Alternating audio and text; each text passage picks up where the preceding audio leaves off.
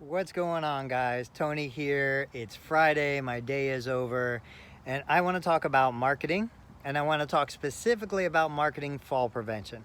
So many of you have reached out to me over the recent weeks, and you were asking about ideas for marketing tips for building your Medicare practice, getting the word out. And one of the things you guys like to do is teach, provide, train, coach fall prevention, which I love. I think it's great. I think there's absolutely a demographic, a population out there who needs it, but need is very different than want.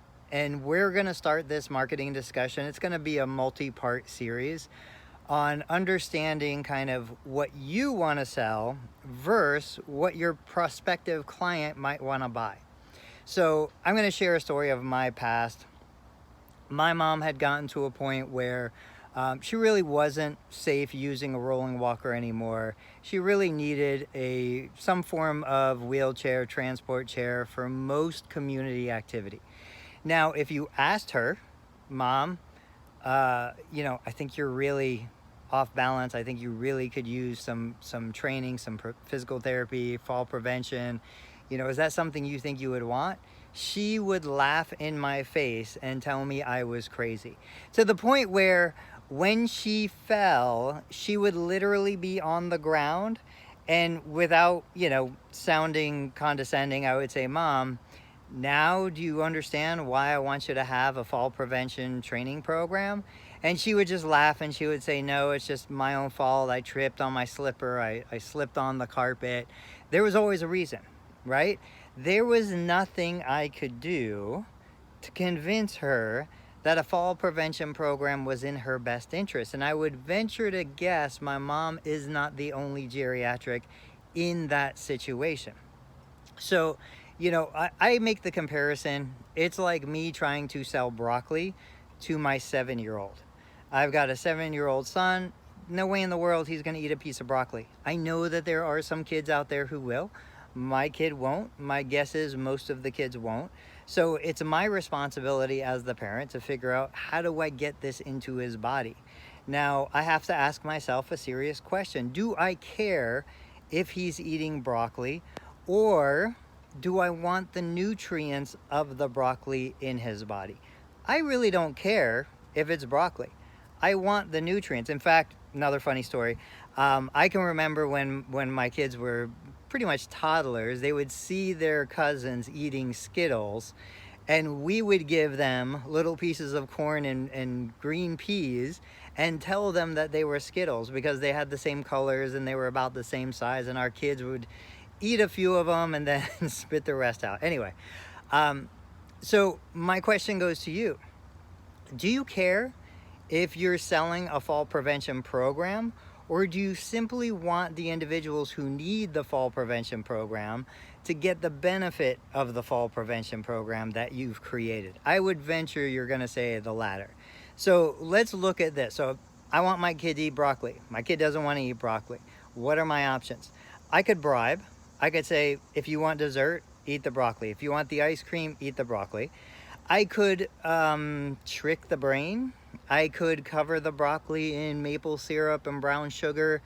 I could grind the broccoli up and put it into marinara sauce and mix it in with some fresh meatballs. There are ways for me to get the broccoli in his little body, but it's not going to be by me telling him how healthy broccoli is, how beneficial broccoli is, how it's going to help him poop better, how he's going to feel better, have more energy, right? Like, no logical explanation I could possibly give him for why he should eat broccoli is going to convince him to eat the broccoli.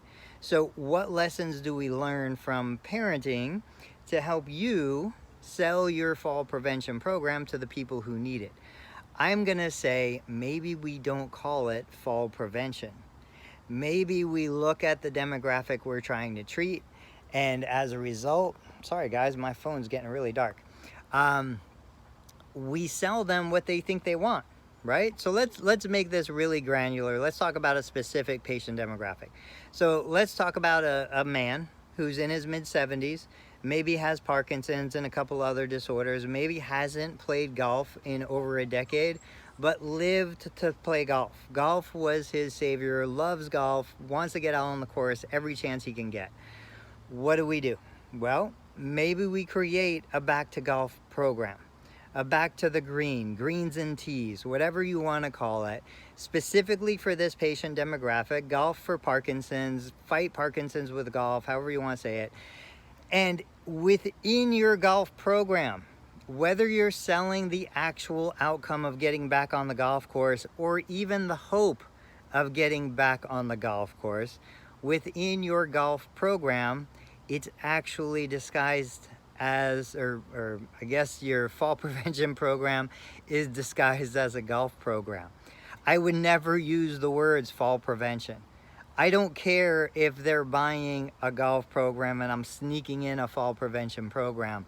I'm getting the outcome that I want. I'm providing them the outcome that they need, and I'm packaging it in a way that makes them want to do it. So does that make sense to you guys? Do me a favor, post in the comments below. Let me know on YouTube. Don't post on Facebook. Post on the YouTube comments. Let me know if this makes sense. Let me know if you've done this before.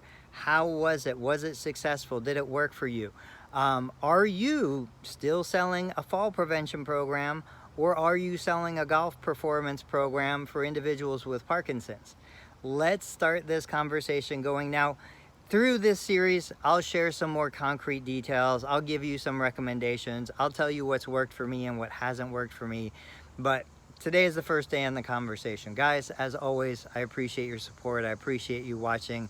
And let me know what I can do to help you guys get the most out of this channel. I'll catch you guys later.